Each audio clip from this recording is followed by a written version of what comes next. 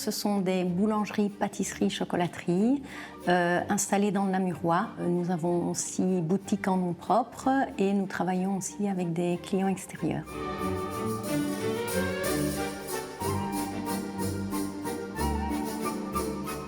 J'ai une formation à la base de traductrice que j'ai complétée par une licence en management et un baccalauréat à la KUL en gestion d'entreprise. Et j'ai travaillé 12 ans en agence de pub. Je travaillais sur des stratégies de communication pour des grands comptes. Je me suis amusée d'un point de vue créatif pendant 12 ans. Et puis, j'avais toujours cette envie d'avoir mon propre projet. Et donc voilà, je me suis jetée dans ce projet qui est devenu Cariment. Pour vous parler un peu de l'histoire, donc j'ai repris un savoir-faire qui se situait à Bouges, une pâtisserie assez renommée dans le Namurois qui s'appelait Rouard, avec la volonté de la faire évoluer, de jouer avec ce projet pour en faire quelque chose d'un peu plus entrepreneurial, un peu plus large. Et donc j'ai commencé par étendre le nombre de boutiques pour pouvoir me donner l'opportunité de créer un espace de production efficace, aux normes, etc. J'ai un projet entrepreneurial artisanal, donc le mot artisanal est super important pour moi et j'en ai une définition bien particulière parce qu'on apparente encore toujours l'artisanat à quelque chose de petit. Et moi je revendique que l'artisanat c'est une question de valeur, c'est pas une question de taille. Et nous avons à cœur de respecter ces valeurs artisanales, même si nous évoluons, même si on s'équipe de matériel parce que c'est nécessaire aujourd'hui. Nos valeurs, elles sont artisanales parce qu'au niveau du choix des matières premières, on ne va jamais déroger à quoi que ce soit pour que le produit reste hautement qualitatif.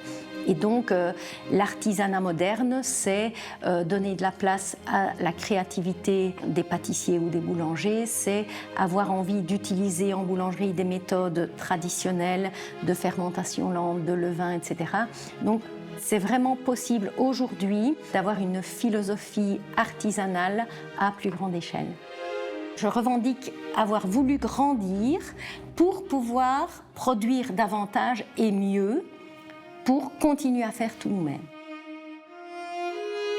On essaye de réfléchir à toutes les tendances du marché. Donc, il y a énormément de mouvements maintenant vers du végétarien, vers une alimentation plus saine à base de graines, etc. Donc, nous, on essaye aussi d'être à l'écoute de tous ces changements d'attitude de consommation pour pouvoir répondre à la demande.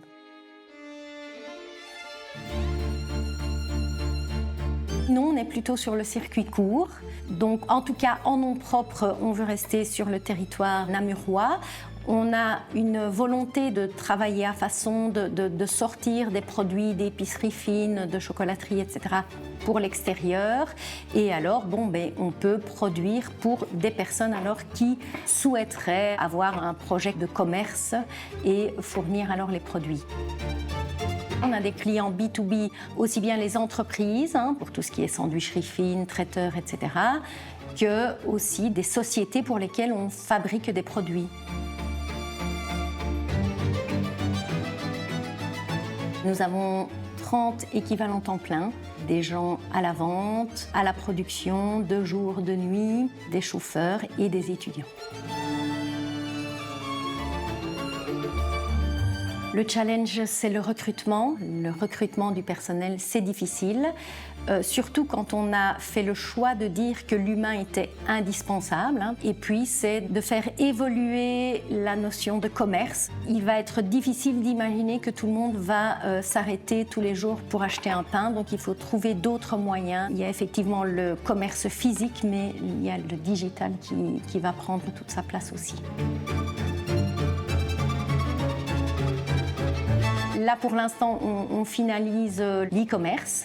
Alors, avec toute la difficulté d'avoir des produits frais, avoir des stocks qui sont toujours mis à jour, c'est plus difficile avec un produit frais qu'avec des produits disponibles, avec des DLC de 6 mois, 1 an, etc. Donc, ce sont des enjeux qui, pour des petites structures artisanales comme nous, ce sont des grands défis avec énormément de boulot pour que ça puisse fonctionner de manière efficace.